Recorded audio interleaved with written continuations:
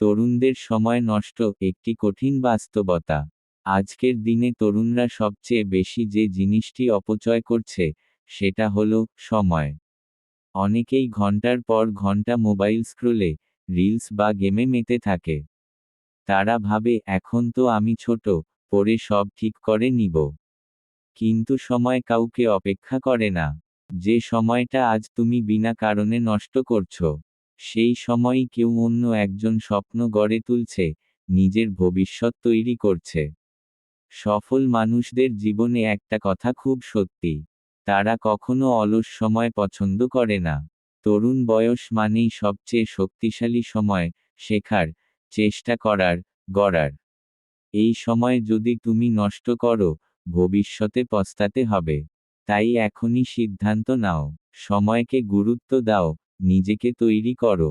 কারণ ভবিষ্যৎ অপেক্ষা করছে তোমার সঠিক ব্যবহারের জন্য।